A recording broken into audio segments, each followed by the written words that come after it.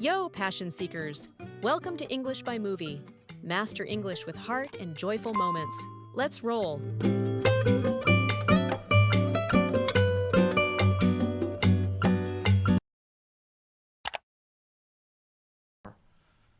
My name was a verb. Like, if you bash someone in the kneecap, you galooly them. That was cool, though.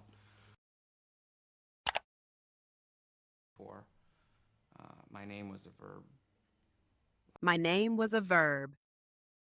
This is a fascinating concept called anthemeria, or verbification. It's when you take a word that is normally a noun, like a name, and use it as a verb. This is a creative and powerful way to make your language more dynamic. It implies that the person's name has become synonymous with a specific action. In this case, Jeff Gillooly's name became an action because of the infamous event he was involved in. She's so good at organizing parties, her friends say. Let's just Jessica it. It shows how a person's name can become a stand-in for their unique skill or action. Here, to Jessica, means to organize a party perfectly. Bash someone in the kneecap, you galooly them. To gillooly someone. This is a prime example of a cultural reference becoming a verb. To gillooly someone was a short-lived slang term in the 1990s. It refers to Jeff Gillooly, Tonya Harding's ex-husband, and the plan to injure her competitor, Nancy Kerrigan. It means to ineptly or clumsily carry out a physical attack or sabotage plot. This term perfectly captures a specific notorious moment in pop culture history. He tried to prank his boss, but he totally galoolied it and got caught immediately. It humorously describes a failed attempt at sabotage, highlighting the incompetence of the action, just like the real-life event. That was cool, though. That was cool, though. Here, cool is used with dark, ironic humor. Jeff isn't saying that having his name associated with an attack is genuinely good or admirable. Instead, he's expressing a twisted sense of pride or amusement at his own infamy. It's a way to downplay the severity of the situation with a detached, almost cavalier tone. This kind of nuanced, context-driven meaning is very common in native speech. My video of falling down the stairs went viral. I broke my arm, but getting 1 million views was cool, though. It shows someone finding a strange or ironic silver lining in a negative situation. The cool part isn't the broken arm, but the unexpected fame.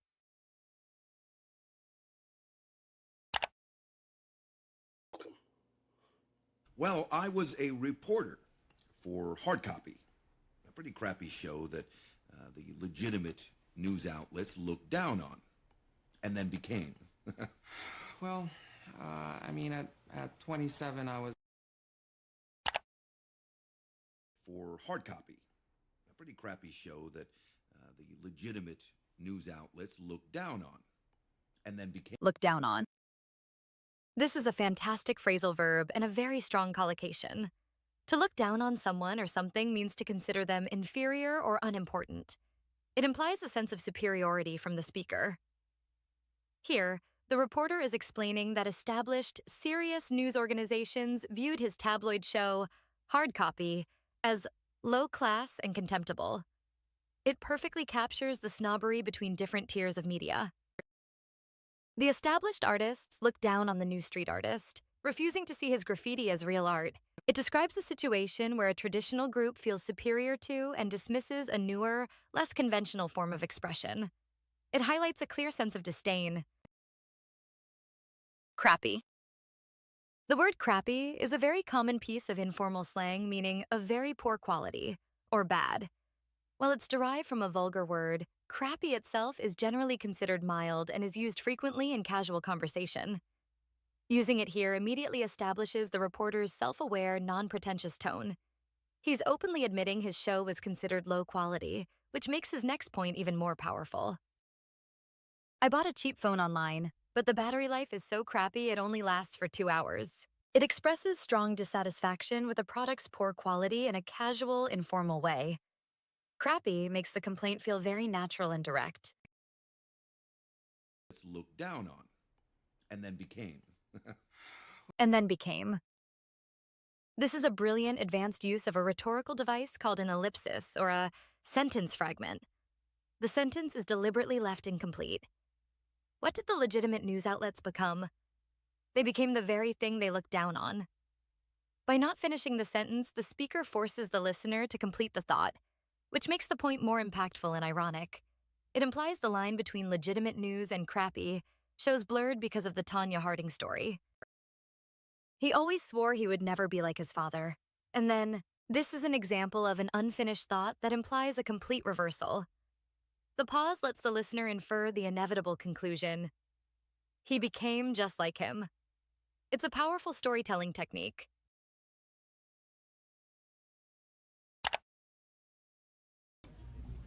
Yeah, to sort of even the playing field. Right. I wouldn't be the first guy to cheat at figure skating. A lot of the judges are corrupt. It's not exactly prim and proper. Someone did it to Tonya, lest we forget. Yeah, to sort of even the playing field. Right. Even the playing field. This is a fantastic idiom that means to make a situation fair for everyone involved. The playing field is a metaphor for any competitive situation, like business, sports, or even an argument. To even, it means to remove any unfair advantages that one side might have, so that everyone has an equal opportunity to succeed. Jeff is ironically using this phrase to justify his unfair plan. Providing free laptops to all students helps to even the playing field between those from different economic backgrounds. It describes an action taken to create fairness and equal opportunity. The goal is to ensure no student is at a disadvantage due to their financial situation. Judges are corrupt. It's not exactly prim and proper. Someone did it to Tonya. Prim and proper. Prim and proper is a classic expression used to describe someone who is very formal, follows all the rules of etiquette, and is easily shocked by anything rude or vulgar. It paints a picture of a very buttoned-up, conservative person. When Jeff says figure skating is not prim and proper, he's revealing that behind the graceful image, the sport has a tough, unglamorous, and even corrupt side. She was taught to be prim and proper, so she was quite shocked by the loud and chaotic family dinner. It describes a person with very formal manners who is uncomfortable in a casual or disorderly environment. It emphasizes her strict traditional upbringing. Prim and proper. Someone did it to Tonya, lest we forget. Lest we forget. This is a very formal and somewhat old-fashioned phrase that means so that we do not forget. It's often used in serious or solemn contexts, especially when remembering important historical events. Jeff uses it here sarcastically to add dramatic weight to his argument. Using such a formal phrase, a high register, in a casual conversation about cheating sounds slightly absurd, which makes it a clever, high-level use of language to make a point. We must remember the sacrifices of the past, lest we forget the price of our freedom. It shows the phrase being used in its traditional, formal way. It serves as a serious and solemn warning to remember important historical lessons.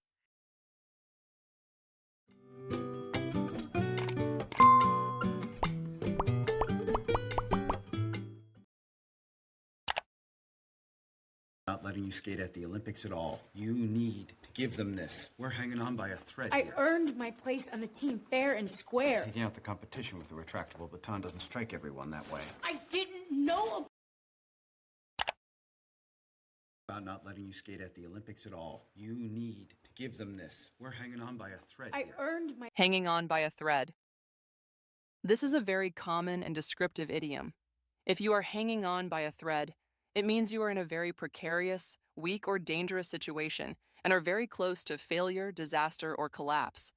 Imagine literally hanging from a cliff by only a single thin thread. The coach uses this to emphasize how close Tonya is to being kicked off the Olympic team. It creates a powerful image of vulnerability. After 3 weeks with no sales, the small business was hanging on by a thread. It describes a company in a critical financial state, very close to failing. It highlights the extreme fragility of its situation. We're hanging on by a thread I here. earned my place on the team fair and square. Taking out the competition with... Fair and square. The expression fair and square means completely honestly and according to the rules. It's used to emphasize that a victory or achievement was legitimate and not won by cheating. When Tonya uses this phrase, she is passionately defending her position, insisting that she deserves her spot on the team based purely on her skill and performance, despite the scandal surrounding her. There was no doubt who won the race. She beat him fair and square. It emphasizes that the victory was clear, decisive, and achieved without any cheating. It asserts the legitimacy of the win. The competition with the retractable baton doesn't strike everyone that way. I didn't. It doesn't strike me that way. This is a polite and somewhat indirect way of saying, I don't see it that way, or I disagree. The verb to strike here means to cause someone to have a particular impression or feeling.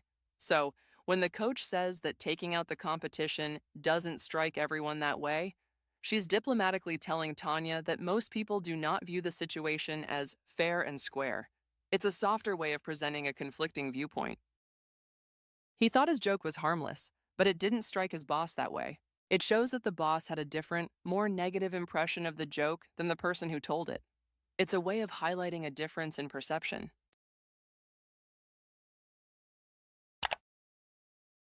Train beginners. All she does is talk about skating all day and night. Can't shut her up about it. So it's easier for me to put her on ice, if you know what I mean. And we figure with the right training, she can make the most of her gift, like ice capades maybe one day or something. All day and night. Can't shut her up about it. So it's easier for me to... Shut someone up. To shut someone up is an informal and very direct phrasal verb meaning to make someone stop talking. It can be considered rude if you say it directly to a person. However, when talking about a third person, as Lavona does here, it's often used as a casual exaggeration. Can't shut her up about it simply means that the person talks about a topic constantly and with great enthusiasm. It emphasizes their passion or obsession. Ever since he got back from his trip to Italy, you can't shut him up about the food. It means he is talking about Italian food nonstop. This phrase highlights his excitement and how much the topic dominates his conversation. If you know what I mean. And we figure with the right training, she can make the most of her gift, like... Make the most of. This is a very useful and positive expression. To make the most of something means to use an opportunity or resource to its fullest potential and get the maximum possible benefit from it. Lavona is saying that with proper coaching, Tonya can fully develop her natural talent for skating. It's about taking something good and achieving the best possible outcome with it. This is a great phrase for motivating yourself and others. We only have one day in Paris, so let's get up early and really make the most of it. It expresses the desire to use their limited time as fully and effectively as possible by seeing and doing as much as they can. The most of her gift, like ice capades maybe one day or something. Ice capades. The Ice Capades was a famous traveling ice show, popular for many decades in the U.S. It was more about entertainment, costumes, and theatrical skating than serious judged competition. By mentioning this, Lavona reveals her initial ambition for Tonya was commercial and entertainment focused, not about Olympic glory. This sets up a key theme of the film: the conflict between being an entertainer and being a serious athlete.